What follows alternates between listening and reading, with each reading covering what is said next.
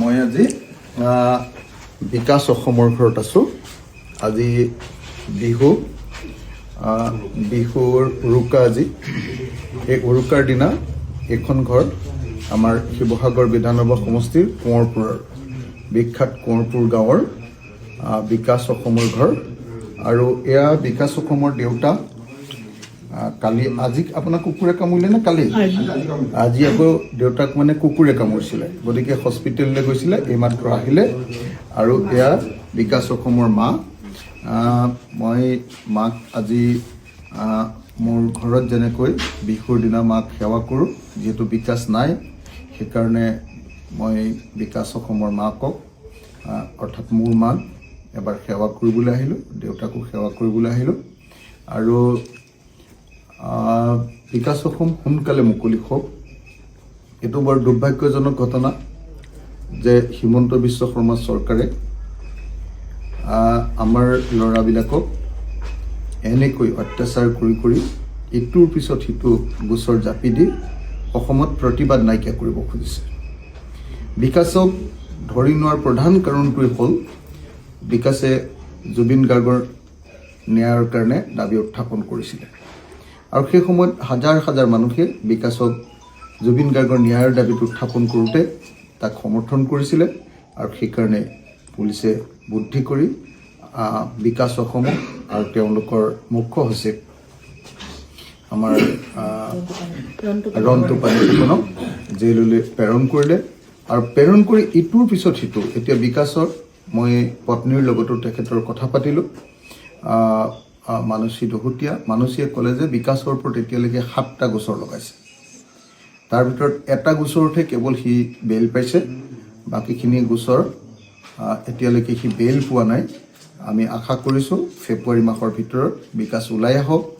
আৰু লগতে আমাৰ ৰন্তু পানী ফুকন, সিও মোৰ ভাই, গতিকে ৰন্তু পানী ফুকনকো আমি উলিয়াই আনিবলৈ চেষ্টা কৰিব লাগিব। আমি সকলোৱে মিলি সিহঁতক উলিয়াই আনিম। সিহঁতি দেশৰ কাৰণে, দহৰ কাৰণে, মানুহৰ কাৰণে, জুবিনদাৰ কাৰণে মাত মাতি এনেকৈ জেললৈ গৈছে। মই অতি সোনকালে বিকাশ অসমক জেলৰ পৰা উলিয়াই দিবলৈ অসমৰ মুখ্যমন্ত্ৰীৰ ওচৰত দাবী জনাইছোঁ, অসমৰ গৃহমন্ত্ৰীৰ ওচৰত দাবী জনাইছোঁ। আৰু আজি অসমীয়াৰ বিহুৰ দিনটোত, উৰুকাৰ দিনটোত, ভোগালীৰ উৰুকাৰ দিনটোত মই দুজন এগৰাকী পিতৃ আৰু এগৰাকী মাতৃ যাৰ সন্তানে এতিয়া জেলত আছে আৰু জুবিনদাৰ কাৰণে মাত মাতি জেলত আছে, সেই পৰিয়ালটিৰ পিতৃ মাতৃৰ ওচৰত আহি সেৱা লৈছোঁ, তেখেতসকলৰ লগত আছোঁ। আৰু আশা কৰোঁ যে অসমৰ সকলো মানুহে আমাৰ বিকাশ অসমৰ মুক্তিৰ কাৰণে আৰু ৰন্তু পানী ফুকনৰ মুক্তিৰ কাৰণে অতি সোনকালে জেলৰ পৰা ৰিলিজ কৰি দিবৰ কাৰণে আমি সকলোৱে দাবী জনাম। মই আকৌ এবাৰ অসমৰ মুখ্যমন্ত্ৰী তথা অসমৰ গৃহমন্ত্ৰী আৰু অসমৰ DGPক দাবী জনাইছোঁ যে আজি বিহুৰ দিনটোত দাবী জনাইছোঁ আমি ৰাইজৰ দলৰ তৰফৰ পৰা আৰু শিৱসাগৰ সমষ্টিৰ বিধায়ক হিচাপে, যিহেতু মোৰ সমষ্টিৰ ভিতৰত এজন ল'ৰা কেনেকৈ জেললৈ ভৰোৱা হৈছে, গতিকে অতি সোনকালে তেওঁক জেলৰ পৰা মুক্ত কৰি দিবৰ কাৰণে মই দাবী জনাইছোঁ। আৰু আশা কৰিছোঁ ন্যায়ালয়ৰ পৰাও আমি অতি সোনকালে আমাৰ ভাইটোৰ কাৰণে বিকাশৰ কাৰণে আমি ন্যায় পাম। দেউতাৰ নামটো কি? ভদ্ৰেশ্বৰ বৰুৱা। আৰু মাৰ নামটো কি?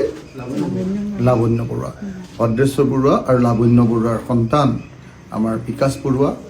বিকাশ অসম লিখে। সি সাহসেৰে সৈতে অসমৰ বিভিন্ন প্ৰশ্নবিলাক উত্থাপন কৰিছিলে। বিশেষকৈ বহিৰাজ্যৰ পৰা আহি অসমৰ থলুৱা মানুহৰ ওপৰত কৰা অত্যাচাৰৰ বিৰুদ্ধে সি মাত মাতে। গতিকে মই আশা কৰোঁ যে অতি সোনকালে বিকাশে ন্যায় পাব। আমি বিকাশক ন্যায় দিব লাগিব। অসমীয়া মানুহে বিকাশক আমি জেলৰ পৰা উলিয়াই আনিব লাগিব আৰু বিকাশৰ কাৰণে সকলোৱে মাত মাতিব লাগিব।